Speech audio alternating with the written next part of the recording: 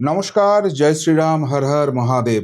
আপনাদের নির্বাচনের আগে বারবার বলতাম যে এই আপদ বিপদ তৃণমূল কংগ্রেসটাকে এই রাজ্যটা থেকে হটিয়ে দিন তো, এই রাজ্যে ডবল ইঞ্জিন সরকারটা একবার নিয়ে আসুন তো, তারপর দেখবেন ডক্টর বিধান রায়ের আমলে যে ফায়দা পেয়েছিলেন তার থেকেও বেশি বাংলা এবং বাঙালি পাবে। মাঝখানের এই যে 50টা বছর চলে গেছে, বামেদের 34টা আর তৃণমূলের 15টা, যতখানি পিছিয়ে গেছে মাত্র 5 বছরে তার অনেকটাই ডেভেলপ করে যাবে। মাননীয় মুখ্যমন্ত্রী শুভেন্দু অধিকারী তিনি মুখ্যমন্ত্রী হিসেবে শপথ নিয়েছেন, ওই দিন 15-16 মতো হয়েছে।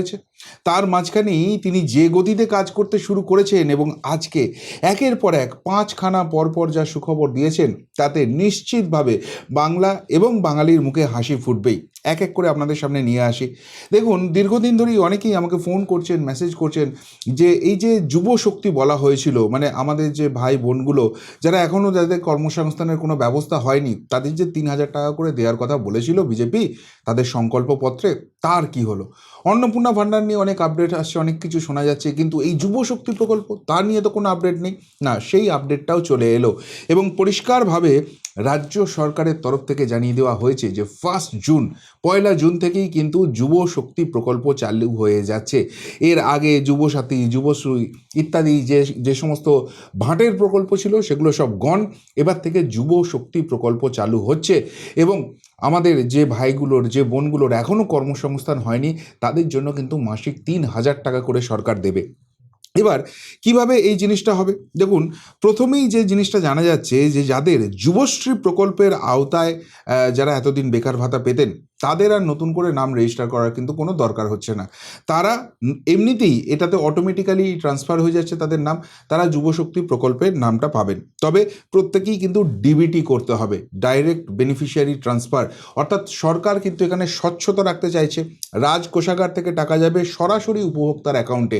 মাঝখানে ওই তোলামুলি হারমাদ কোনো দালাল এসে টাকাটা মারতে পারবে না, সেই ব্যবস্থা কিন্তু করছে। এবার যাদের নাম এই যুবশ্রীতে ছিল না, তাদের ক্ষেত্রে কি হবে? তাদের ক্ষেত্রে যেটা হবে, সরকার একটা নতুন পোর্টাল নিয়ে আসছে, যেটা মাত্র কয়েকদিনের মধ্যেই লঞ্চ হয়ে যাবে। এখনও কোনো ডেট পাইনি, পেলে অবশ্যই জানাবো আপনাদের। তো সেই পোর্টালের মাধ্যমে রেজিস্টার করতে হবে।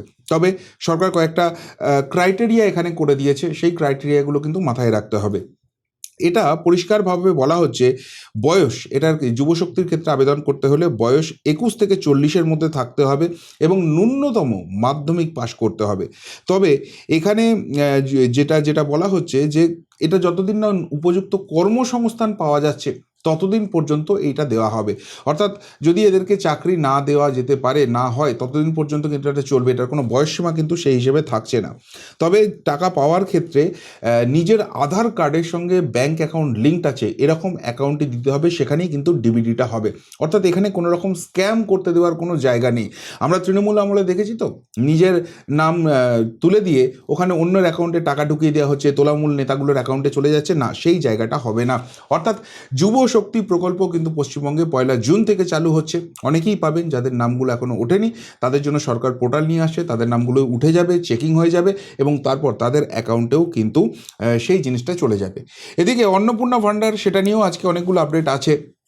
প্রথমেই একটা খবরে খুব হইচই হচ্ছিল, অনেকেই আমাকে সেটা হাইলাইট করলেন যে বিভিন্ন জায়গায় দেখা যাচ্ছে অন্নপূর্ণা ভাণ্ডারের জন্য যে আধার লিঙ্কিংটা করাতে হবে না, সেইটা নিয়ে ভোগান্তি হচ্ছে। শয়ে শয়ে মানুষকে কিন্তু লাইনে দাঁড়িয়ে থাকতে হচ্ছে, খুব অসুবিধা হচ্ছে। তেমনই একটা জায়গার খবর পাওয়া গেল, বারাসাত এখানে হয়েছে এবং সাথে সাথে মাননীয় খাদ্যমন্ত্রী অশোক কীর্তনিয়া তিনি খবর পেয়েই সেখানে ছুটে গেলেন, নিজে সরেজমিনে খতিয়ে দেখলেন যে ভাই প্রবলেমটা কোথায় হচ্ছে। যেটা বোঝা যাচ্ছে যে কেউ কেউ এখনও চটিচাটা মাল সিস্টেমের মধ্যে ঢুকে আছে এবং এখনও চটিচাটার অভ্যাসটা ছাড়তে পারেনি। ফলে সরকারকে বিড়ম্বনায় ফেলার জন্য এই জায়গাটা কিন্তু হচ্ছিল। ওখানে গিয়ে মাননীয় খাদ্যমন্ত্রী যেটা খবর নিয়ে দেখেছেন যে মাত্র দুটো উইন্ডো খোলা হয়েছে যেখানে এই আপডেটগুলো হচ্ছে। আর যেহেতু গোটা রাজ্য জুড়ে এই এই যে আধার লিঙ্কিংয়ের ব্যাপারটা যাতে কোনো রকম 2 নম্বরই না করা যায়, সেই জিনিসটা চালু হচ্ছে। ফলে কম সংখ্যক কর্মী থাকলে সেখানে ঝামেলা হবে। তাহলে কি কর্মী নেই সেখানে সমস্যা? না, কর্মী আছে। তাহলে অসুবিধাটা কোথায়? অসুবিধাটা যেটা বলা হচ্ছে যে সেই কর্মীরা কেউ নাকি খেতে গেছে, সেই জন্য বেশি খোলানো যাচ্ছে না। তো খাদ্যমন্ত্রী পুরো পোস্ট অফিসের সঙ্গে ডিরেক্ট মিটিং করেছেন, পুরো জিনিসটা বুঝেছেন এবং নির্দেশ দিয়েছেন যে ইমিডিয়েটলি কাউন্টারের সংখ্যা বাড়াতে হবে এবং সেটা বাড়ানোর পরই কিন্তু এই মানুষকে যে লাইন দিয়ে দাঁড়িয়ে থাকতে হচ্ছে সেই জায়গাটা মিটে গেছে। এরপর কয়েকটা জায়গায় কিন্তু আপডেট নিয়ে আসছে। যারা লক্ষ্মীর ভাণ্ডারের টাকা পাচ্ছিলেন, বলা হয়েছে তাদেরকে আর নতুন করে ফর্ম ফিল আপ করতে হবে না, তাদের নাম অটোমেটিক্যালি ট্রান্সফার হয়ে যাবে। কিন্তু এখানে কয়েকটা কন্ডিশন রয়েছে, যেমন ওই আধার লিঙ্কড ব্যাঙ্ক অ্যাকাউন্ট অবশ্যই চাই, নিজের নামে অ্যাকাউন্ট অবশ্যই চাই। এবার আমরা এই যে এসআইআর প্রক্রিয়াটা হয়েছে, সেখানে কিন্তু দেখেছি প্রচুর মৃত ভোটার আছে, প্রচুর অনুপস্থিত ভোটার আছে, তাদের নাম দিয়েও কিন্তু এই তোলামূলের হারমাতগুলো পয়সাগুলো তুলে নিচ্ছিল। মমতা ব্যানার্জি ওপেন চুরি করতে দিয়েছিল তৃণমূল যারা করতো তাদেরকে। সেই জায়গায় কিন্তু যারা মৃত অনুপস্থিত ভোটার, তাদের নাম কিন্তু বাদ যাবে, অর্থাৎ ভূতে কিন্তু আর এই টাকাটা খেতে পারবে না। আর তার থেকেও বড় কথা, জেলা শাসকদের কিন্তু পরিষ্কারভাবে ইনস্ট্রাকশন দেওয়া হয়েছে, তারা আগামী 25 তারিখের মধ্যে সমস্তটা ভেরিফাই করবেন এবং রাজ্য সরকারকে রিপোর্ট দেবেন। এতে দুটো জিনিস হচ্ছে, এক হচ্ছে যে এই যে ভুতুরে যারা ছিল, যাদের নাম করে সরকারি কোষাগার ফাঁকা করে দিচ্ছিল আর মমতা ভোট কিনছিল, সেই জায়গাটা বন্ধ করে দিচ্ছে এই নতুন সরকার, মাননীয় মুখ্যমন্ত্রী শুভেন্দু অধিকারীর নেতৃত্বে। এবং 2 নম্বর কথা, কোথাও যদি জল মেশানোর চেষ্টা করা হয়, তাহলে কিন্তু ডিরেক্টলি এখানে জেলা শাসকরা তার জন্য দায়ী থাকবেন এবং এগুলোকে ধরা কিন্তু অনেক ইজি হয়ে যাবে। এছাড়াও যেটা বলা হচ্ছে যে যারা ভারতের নাগরিক নয়, অর্থাৎ ওই প্রচুর রোহিঙ্গা বাংলাদেশে ঢুকে আছে না, ওগুলোকেও মমতা টাকা দিত আর সেখান থেকে ভোট কিনতো, সেই তাদের তো অ্যাডজুডিকেশনের নাম বাদ গেছে, তাদের নামগুলোও চলে যাচ্ছে। তবে যারা মতুয়া সম্প্রদায়ের রয়েছেন, তাদের চিন্তা করার কোনো কারণ নেই। যারা অলরেডি ভারতীয় নাগরিকত্ব পেয়ে গেছেন তারা তো পাবেনই, যারা সিএএতে অ্যাপ্লাইও করে দিয়েছেন তারাও কিন্তু এই অন্নপূর্ণা ভাণ্ডারের টাকাটা পাবেন। এবং এখানে আরেকটা বলা হচ্ছে, এটা তো মূলত যারা অর্থনৈতিকভাবে একটু দুর্বল মানুষ, তাদেরকে এই সহায়তাটা দেওয়া হচ্ছে। ফলে রাজ্য সরকারের অধীনে যারা বেতন পাচ্ছেন, পেনশন পাচ্ছেন বা রাজ্য সরকার অনুমোদিত সংস্থা থেকে পাচ্ছেন, তাদের ক্ষেত্রে এটা হবে না। এবং যারা আয়কর দেন, আয়কর দিচ্ছেন মানে তার ইনকামটা তো বছরে সেই জায়গাটায় পৌঁছেই যাচ্ছে, সুতরাং তাদেরকেও কিন্তু এই তালিকা থেকে আপাতত দূরে রাখা হচ্ছে, তারা কিন্তু এই অন্নপূর্ণা ভাণ্ডার পাবেন না। তবে এই দুটো জিনিসের থেকেও যেটা অত্যন্ত গুরুত্বপূর্ণ খুব সুখবর আসছে, সেটা হচ্ছে 100 দিনের কাজ নিয়ে। এই তৃণমূল বারবার বলতো না আমাদের বেশি বেশি করে যেতান, আমরা দিল্লি গিয়ে কলার ধরে এগুলো সব উদ্ধার করে নিয়ে আসবো, কিচ্ছু করতে পারেনি। এত চুরি দুর্নীতি করেছে, কেন্দ্রের কাছে গেলেই বলতো ভাই হিসেব দাও, এরা হিসেব দিতে পারতো না, তাহলে চোর চিটিংবাজিগুলো সব ধরা পড়ে যেত, ফলে সাধারণ মানুষকে ভুগতে হয়েছে। কিন্তু যে মুহূর্তে ডাবল ইঞ্জিন সরকার শুরু হয়ে গেছে, মাননীয় মুখ্যমন্ত্রী প্রত্যেকটা জেলায় কিন্তু 100 দিনের কাজ শুরু করার নির্দেশ দিয়ে দিয়েছেন এবং খুব তাড়াতাড়ি এই 100 দিনের কাজ শুরু হচ্ছে। তবে দুটো জেলা, স্পেসিফিক্যালি দুটো জেলাতে আপাতত 100 দিনের কাজ শুরু হচ্ছে না, মুর্শিদাবাদ জেলা এবং দক্ষিণ 24 পরগনা জেলা। কেননা এই দুটো জেলাতেই পুকুর চুরি হয়েছে, সব থেকে বেশি দুর্নীতি এই দুটো জেলাতে হয়েছে। ফলে সেই দুর্নীতিগ্রস্তদের আইডেন্টিফাই করা, তাদেরকে সিস্টেমের বাইরে ছুঁড়ে ফেলা, তাদের যথাযোগ্য শাস্তির ব্যবস্থা করা, যাতে আর ভবিষ্যতে এখান থেকে কোনো রকম দুর্নীতির জায়গা না হয়, সেই ইনফ্রাস্ট্রাকচারটা তৈরি করা, সেটা হয়ে গেলেই এই দুটো জেলাতে শুরু হবে। এর পাশাপাশি আরেকটা যেটা খুব গুরুত্বপূর্ণ, যেটা নিয়ে বারবার ভাঁওতা দিয়ে এসছে, এই ফেরেববাজ ভাইপোটাও দিয়েছে, আর ওই একটা কি আছে না, সোজা করে কথা বলতে পারে না, তুললে তুললে কথা বলে, একটা কি অভিনেতা, তো তাদের কথার মতো এখানে কিন্তু কোনো ভাঁওতাবাজি চলছে না। ঘাটাল মাস্টার প্ল্যান, মানুষকে বন্যায় ডুবে যেতে হয়, সেটা নিয়ে ইমিডিয়েট বেসিসে কাজ শুরু করতে বলে দিয়েছেন এবং তার পুরোপুরি পরিকল্পনার কাজ চলছে। ফলে ঘাটাল মানুষকে কিন্তু আর ওইভাবে দিনের পর দিন বন্যার জলের তলায় থাকতে হবে না। পরিষ্কারভাবে বলে দেওয়া হয়েছে রাজ্য এবং কেন্দ্র সম্মিলিতভাবে এই প্রজেক্টটা করবে, 50% রাজ্য দেবে, 50% কেন্দ্র দেবে, এর পুরোপুরি পরিকল্পনা করার কাজ কিন্তু আপনারা শুরু করে দিন। এর পাশাপাশি আরেকটা অত্যন্ত গুরুত্বপূর্ণ সিদ্ধান্ত নেওয়া হয়েছে, মানে ডাবল ইঞ্জিনের ফায়দা পেতে গেলে ডাবল ইঞ্জিনকে তো জুড়তে হবে, দুটো ইঞ্জিন মুখোমুখি হলে তো সংঘর্ষ হয়ে যাবে। এই কাজটাই এতদিন বেয়াদবের মতো করে যাচ্ছিল মমতা ব্যানার্জির প্রশাসন, সেই জায়গাটাকে পুরোপুরি বন্ধ করে দেওয়া হচ্ছে। আজকে মাননীয় মুখ্যমন্ত্রী শুভেন্দু অধিকারী কেন্দ্রীয় সরকারের যে আমলারা রয়েছেন এবং রাজ্য সরকারের যে আমলারা রয়েছেন, তাদেরকে নিয়ে একটা নৈশভোজে বসছেন। কেননা এই যে কাজটা করতে হবে সেটা কেন্দ্রের সঙ্গে সমন্বয় করতে হবে এবং কাজটা তো করবেন মূলত আমলারা। এখন তাদের মধ্যেই মমতার কল্যাণে এতদিন আমরা দেখেছি কতখানি অকল্যাণ হয়ে গেছে, সেখানে টাসেল হয়েছে। কেন্দ্র এক রকমের নিয়মাবলী আছে, সেই অনুযায়ী চলছে, রাজ্য সেগুলো মানছে না, কেন্দ্র জবাবদিহি চাইছে, রাজ্য ডেটা দিচ্ছে না। এই যে ঝামেলাটা হতো, তার জন্য ভুক্তক্ত মানুষকে, ফলে এই যে আমলাদের মধ্যে দ্বন্দ্বটা তৈরি হয়ে গেছিলো, দূরত্বটা তৈরি হয়ে গেছিলো, সেটাকে মেটানোর অত্যন্ত জরুরি একটা দরকার আছে। আর সেইটার জন্যই কিন্তু সমস্ত রকমের কেন্দ্রীয় আমলা এবং রাজ্য স্তরের আমলা তাদেরকে একসঙ্গে নিয়ে স্বয়ং মুখ্যমন্ত্রী তাদের সঙ্গে নৈশভোজে বসছেন, যার মূল উদ্দেশ্য হচ্ছে আপনারা নিজেদের মধ্যে কথা বলুন, নিজেদের মধ্যে যে দূরত্বটা আছে সেটা ঘোচান, আপনাদের খুব ক্লোজলি আগামী দিনে কাজ করতে হবে, একে অপরের সম্পূরক হিসেবে কাজ করতে হবে, আপনারা কেউ শত্রু নন, যে অতীত ছিল সেসব ভুলে যান। আর এইসব যখন করতে যাচ্ছেন, আজকে নবান্নের সচিবদের সঙ্গে বৈঠক ছিল মাননীয় মুখ্যমন্ত্রী, সেখানে কিন্তু একটা খুব বড় কথা উঠে এসেছে। সেটা হচ্ছে যে এই বিভিন্ন প্রশাসনিক বৈঠক হতো, সেখানে নাম ধরে মমতা ডাকতো, উল্টোপাল্টা কথা বলতো, নিজে সব ভুল করেছে, তার দলের লোক চুরি করেছে, আর চূড়ান্ত অপমানিত হতো তো আমলাদের, এটা তাদের মোরালি খুব ডাউন করতো। তো মাননীয় মুখ্যমন্ত্রী শুভেন্দু অধিকারীকে এই কথা বলার পর তিনি পরিষ্কারভাবে বলে দিয়েছেন যে এই নাম ধরে ডাকা, অপমান করা, এই সব কালচার পুরোপুরি বন্ধ হয়ে যাবে, যার যেটা প্রাপ্য সম্মান তিনি সেটা পাবেন। এবং সবথেকে গুরুত্বপূর্ণ যেটা বলেছেন যে তিনি যেসব প্রশাসনিক সভায় যাবেন সেখানে বিরোধীদের যেরকম ডাক পড়বে সেটা তো একরকম জায়গা রয়েছেই, তার পাশাপাশি সেখানে কোনো রকম রাজনৈতিক বক্তব্য তিনি রাখবেন না, কোনো রাজনৈতিক প্রশ্ন হলে তার উত্তরও তিনি দেবেন না। ওটা রাজনীতি করার জায়গা নয়, ওটা মানুষের ডেভেলপমেন্টের জায়গা। এই কালচারটা কিন্তু তিনি শুরু করছেন, এবং সত্যিই যদি আমলারা সেই সম্মানটা পান, সেই কাজের স্পেসটা পান, এরা কিন্তু সত্যিই ফুল ফোটাতে পারেন, এবং সেটা আগামী কয়েক মাসের মধ্যে স্পষ্ট হয়ে যাবে। 100 দিনের কাজের পর আরেকটা গুড নিউজ বাঙালির জন্য, এই রাজ্যের ডাবল ইঞ্জিন সরকার করার জন্য। সেটা হচ্ছে এতদিন মমতা আটকে রেখে দিয়েছিল, মাননীয় প্রধানমন্ত্রী নরেন্দ্র মোদীজি এই প্রকল্প সারা ভারতবর্ষে চালু করেছেন, কিন্তু বাংলা আর বাঙালি এতদিন বঞ্চিত ছিল।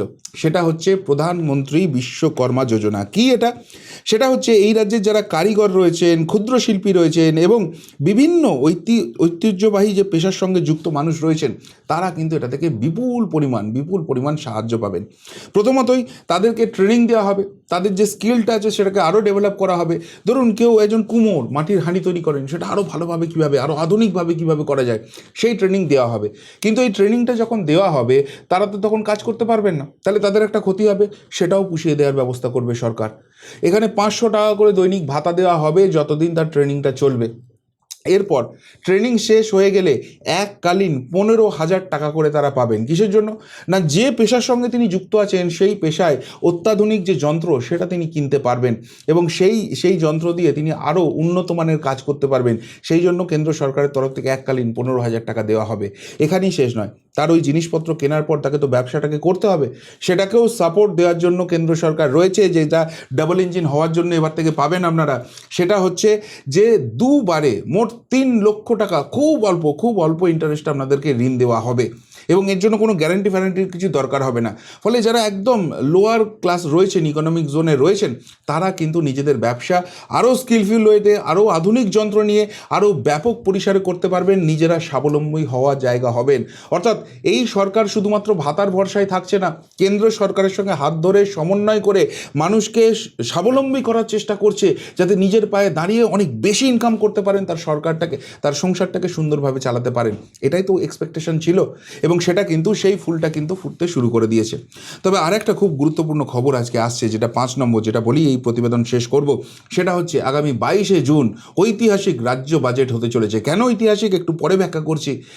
এই যে বিজেপি সরকার এসছে, শুভেন্দু অধিকারীর নেতৃত্বে যে সরকার চলছে, তারা কিন্তু প্রথম পূর্ণাঙ্গ বাজেট আগামী 22শে জুন করতে চলেছেন, এবং এইটার জন্য ইতিমধ্যেই যে সচিবদের সঙ্গে কথা হয়েছে, সেখানে মুখ্যমন্ত্রী যে কথাগুলো বলেছেন বা যে দায়িত্বগুলো দিয়েছেন, সেটা কিন্তু পশ্চিমবঙ্গকে সোনার পশ্চিমবঙ্গ গড়ার জন্য অত্যন্ত গুরুত্বপূর্ণ হতে চলেছে। কেন? প্রথম কথাই তিনি যেটা বলেছেন যে এই যে বাজেটটা হবে, যেটা এই সরকারের প্রথম বাজেট, সেটা দূরদর্শী ও বাস্তবসম্মত বাজেট করতে হবে। এটা জাস্ট বাজেট করার জন্য বাজেট করলে হবে না। অর্থাৎ ওই যে আগের কালচার ছিল, ট্রেডমিলে দৌড়তে মমতা বাজেট করে ফেলতো, তার সেটা ঢ্যাঁড়স বিক্রির বাজেট হচ্ছে না পটল তোলার বাজেট হচ্ছে কেউ জানে না, সেই কালচার শেষ। যারা এই ব্যাপারে অভিজ্ঞ, যাদের স্কিলটাকে কাজে লাগানো যেতে পারে, সেই আমলারাই তৈরি করবেন, কিন্তু সেটা দূরদর্শী এবং বাস্তবসম্মত হতে হবে। এরপর যেটা পরিষ্কারভাবে বলে দিয়েছেন, রাজকোষের অপচয় রুখতে হবে। সত্যিই তো, দেনার দায়ে এই রাজ্যটাকে ডুবিয়ে দিয়ে চলে গেছে মমতা, অভিষেক আর তৃণমূল মিলে এই রাজ্যের মানুষ, একটা নতুন শিশু যদি জন্মগ্রহণ করে, তার মাথায় 80,000 টাকার ঋণ চাপিয়ে দিচ্ছে। এই যে শয়তানিটা করেছে, তার ফল ভুগতে হবে, কিন্তু সেটা অপচয়টা ইমিডিয়েটলি বন্ধ করো, এবং অনুৎপাদক খাতে খরচ কমাও। এটা একদম ক্লিয়ার নির্দেশিকা। ওই শুধুমাত্র তৃণমূলের সঙ্গে আছে সরকারি পদ পাইয়ে দেবো আর তোর মাসে মাসে মাইনে হবে, ওই সব দিন শেষ, ওই সব দিন আর চলবে না। এবং রাজ্যের আয় বাড়াতে হবে। রাজ্যের আয়টা বাড়ানোর তোমার জায়গা তৈরি করতে হবে। দেখছেন না, বিভিন্ন যে খাদান টাদান আছে, যেগুলো এতদিন তোলামূল মালগুলো চুরি করে নিত, ডাকাতি করে নিত, ফলে রাজকোষ শূন্য হয়ে যেত। আর মমতা বলছে চলছে চলুক, আমার কি এসে যায়, আমি তো রাজ্যে ক্ষমতায় আছি, লুটেপুটে খাচ্ছি। সেই দিন শেষ হয়ে যাচ্ছে, রাজ্যের আয়টা বাড়াতে হবে।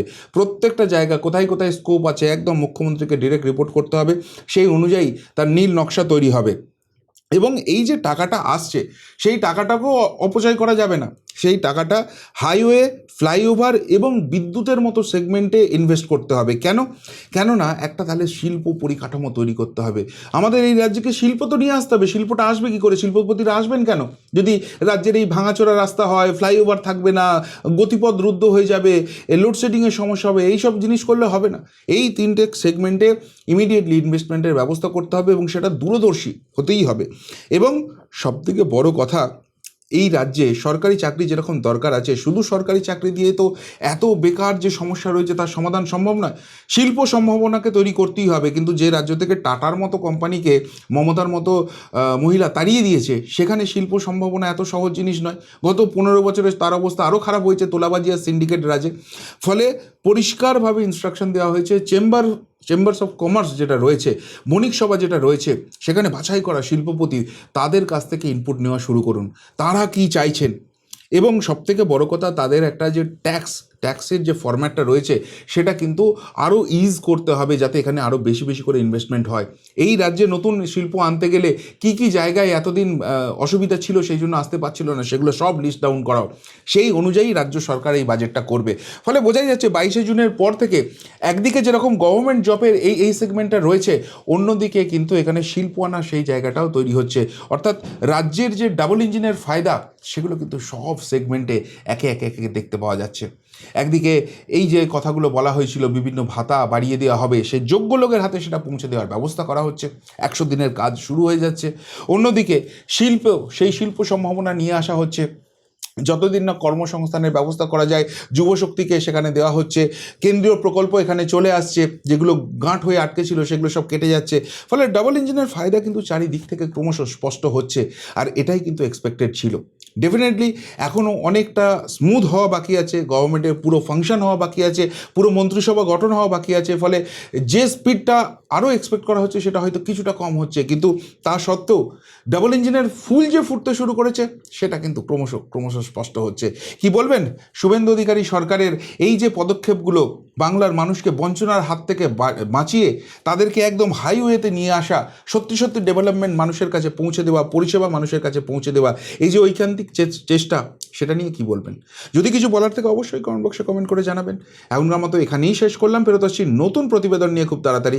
ভালো থাকবেন, সাথে থাকবেন, পাশে থাকবেন। নমস্কার।